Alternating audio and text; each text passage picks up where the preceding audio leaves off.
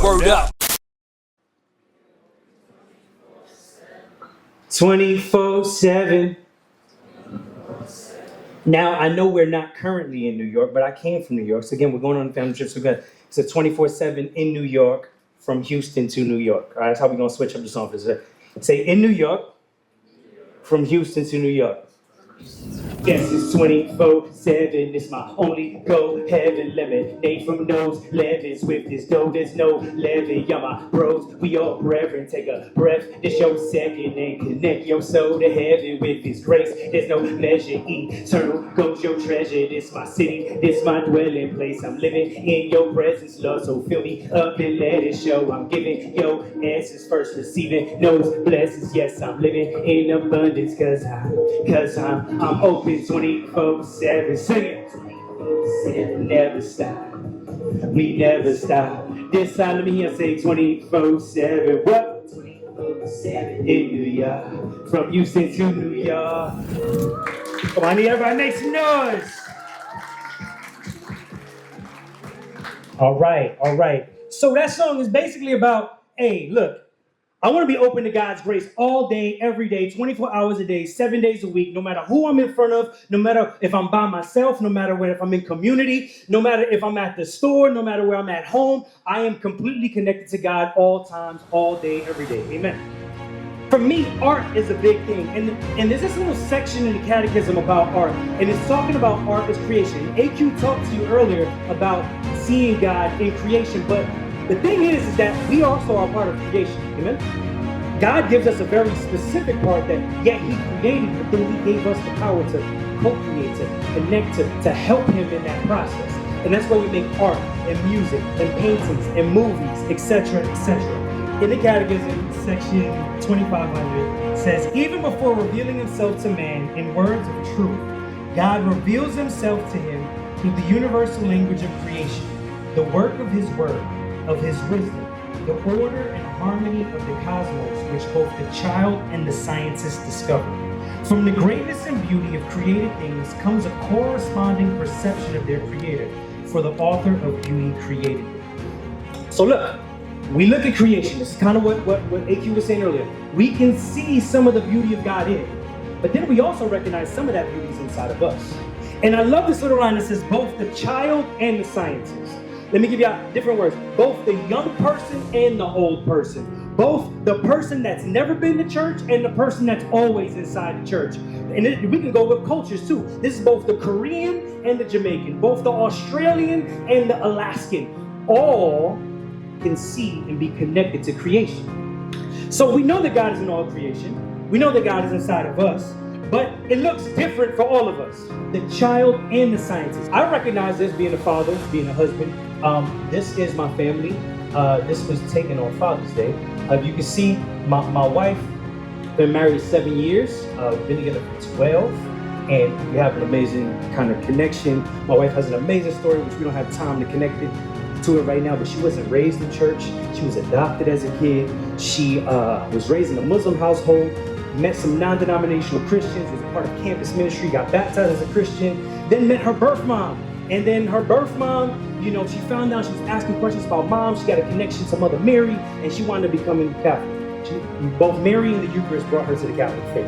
And we met and we developed this family together. I have a 15-year-old son who will be 16 in October. If y'all don't know, I was not raised in church, and so I had a lot of confusion with a lot of different things. And kind of like you guys, I got invited to a youth group as a teenager, and I started getting connected to faith. But my lifestyle, it took a while before everything came out. And I had my son at 18 before meeting my wife. But I have full custody of him now. There's a long story to that we don't have time to get into, but I love my son. And then I have my daughter. My daughter is just energy. Like in fact, my kids are, remember we were just talking about being different. Like my son, if we were having a party right now, and let's just say this speaker was on full blast. This literally happened when he was a little kid. We go to a family party. If he was tired, he'd fall asleep right there. My daughter is the complete opposite. Like, gotta put on calm, soothing music, make sure there's no lights. You gotta like, you know what I'm saying? Like, I jokingly say, like, my son needs a motivational speech before he does everything, and my daughter probably needs like melatonin or something just to calm down just a little bit. Right? They're the opposite of each other in that sense. The Catechism in section 1795 says this little interesting thing. When I was looking up about sanctuary, conscience is man's most secret core and his sanctuary. There he is alone with God, whose voice echoes in his depths. So hold up. AQ said all of creation is God's sanctuary. Catechism was saying like, well, in our mind, like ourselves, like we have a sanctuary. I would like to put this little line as in scripture, Jesus says, go to your inner room, and your Father who sees in secret, right? Your inner room is your sanctuary. Everybody say, my inner room is my sanctuary. So ultimately, the connection is completely inside of you, right? All of creation. Then you have you individually. Now, if sanctuary is your inner room, this assumes that there has to be a home. You can't have a room without a house to put it in, all right? I think Pope Francis has something to say about this too. That the church is not a home for some, it's a home for all. So we're on a family trip because the church is our family home. A couple years ago, this is my daughter, she was mad small, and this time we had gone on a family trip in the car. Who's been on a trip in a family car before? If you go on a long drive, there's like a lot of things you do. If you're the driver, to keep yourself awake, you might like drink certain things to kind of keep you energized. You might put the music up, right? You want to keep it. So we was going, a friend of mine was getting married in Pittsburgh. We're driving from New York to Pittsburgh. On the drive, we're on open road. Now, again, I'm from New York City, so there's a lot of traffic. There's like, you know, you're not used to like open road, just driving. Open road. So I get to open road and I'm out, yo. I'm just like, yo, like this is a higher speed limit. Like, yo, we gonna. And so we're driving. I'm in the fast lane all the way on the left. It's an empty road. Nobody's around me. And I'm going. And as I'm driving, all of a sudden I feel something kind of weird. And I'm thinking in my head, both my wife and my daughter were in the car. My son wasn't with us at the time, and they had fallen asleep. And I'm just like, man. And I started slowing up just a little bit. Next thing you know, my front tire, left side, just rolls off. It just falls off and starts rolling down the road. The car hits, sparks start flying everywhere. And I'm like, oh! I didn't say it out loud, but in my head. And I'm trying to like be calm. My wife wakes up kind of freaking out. And I'm just trying to guide the car to safety. I do not know how I did not crash into the wall, but somehow I was able to guide it. I boom, and I stopped right in the little side lane over there. And I stopped, I looked at everybody, I'm like, yo, we good. The wheel is gone, but we're good.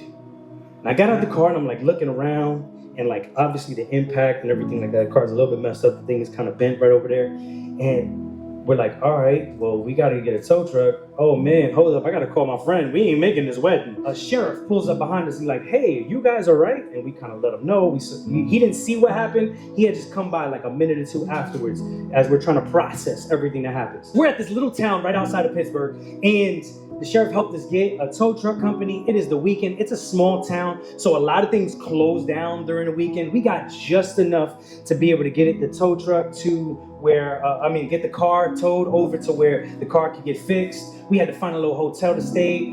And I went on, I don't remember if it was Facebook Live or Instagram Live, but I went on, I was just like, yo, praise God, we alive. Next thing you know, one by one, me and my wife both start getting text messages and all that stuff. Yo, our family members, and we didn't ask for anything. I'm letting you know that we didn't ask for anything. People just started like quick pay, Zelling us, Cash Apping us, like, hey, look, y'all need a couple dollars for the weekend? And we were just like, oh snap, yo, we got the entire hotel paid for, the car paid for and fixed, and we went back home with some extra dollars in our pocket. And we were like, yo, that is crazy, right? Like, little did we know, we were headed to this wedding, and we, first of all, God protected us and we were safe. But two, we walked away with more than what we came with. Say that, we walk away with more than what we came with. Now, I thought about this story because the church, particularly the Mass, particularly the sacraments, Many of us are going through breakdowns in life, but we have these pit stops along the way, and we get to connect, and we get to be refurbished and restored and rebuilt and refilled so that we can leave with more than what we came with. The Catechism 968 says, the church is a communion of saints. This expression refers first to the holy things, sancta, above all the Eucharist, by which the unity of believers who form one body in Christ is both represented and brought about. In many ways, like our family and friends coming to our aid, we're like that communion of saints. We were made for people. God himself is a unity, right? It is a communion of divine persons, and he builds us for that community. And so he builds the church. Leslie, do you have a cup on you? Can you make some noise for Leslie? So, Leslie, just stand right there for me. Now, Leslie, you stand right here, right in front, so everybody can kind of see. Now, Leslie's just standing there, right? She's chilling. She got a cup. She drank her water. Okay, I guess you don't want to drink your water, but she's holding her water. So Leslie's just drinking her water. She's chilling, and all of a sudden, she just gets bumped. Why did she spill water? Why did she spill water? Can't hear y'all. Why did she spill water? Because I bumped her? Yeah, hold on. Y'all saying that she spilled that cup because she spilled water because I bumped her. So the reason why she spilled water is because I bumped her. Did I put water in that cup? What if it was coffee in that cup? What if it was orange juice in that cup? What if it was, fill it with whatever it is that you, a Capri Sun, whatever's in that cup? Would she have spilled water? Yes or no? No. She would only spill what's inside her cup. Do we agree? May I submit to you that no matter what in life, kind of like that story with the car, we're going to get bumped. The question is, what do we have in our cup? The reason why we have the church, the reason why we receive Holy Communion, the reason why we read the scriptures, the reason why we look at the life of the saints, the reason why we have a community of people that come together is because we want to fill our cup with the things of God. Amen. So this is another trip that we went on. We went on this family cruise through the Caribbean. This is a couple years back. And this is a dope family picture, right? This is like the one, we have it up in our living room, like printed out real big. Cruises are amazing. Like, unlimited food, all different food stations. There's music playing. There's like a pool on the boat. There was a water park on the boat. There's like all these different things to do. Man, we loved our time on this thing. And so it's the second to last day, and we're like, hey, we've been taking pictures throughout the entire thing, but we haven't taken that official family photo.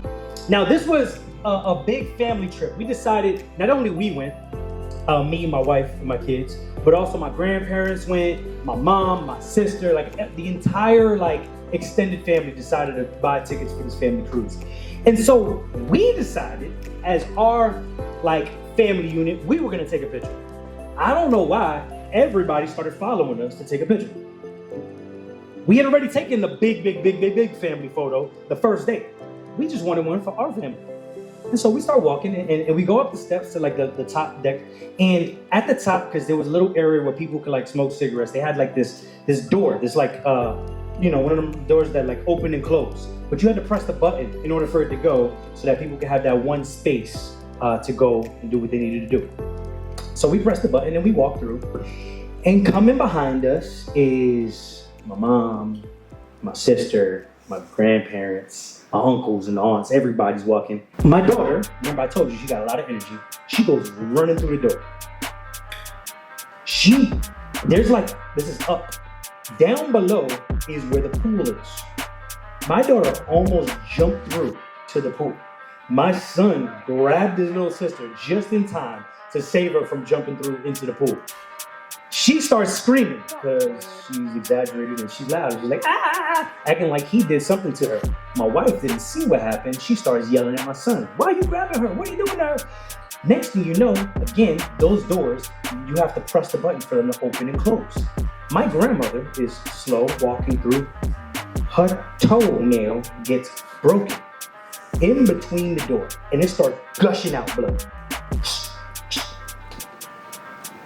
All this chaos Here's the picture y'all see about 3 minutes afterwards.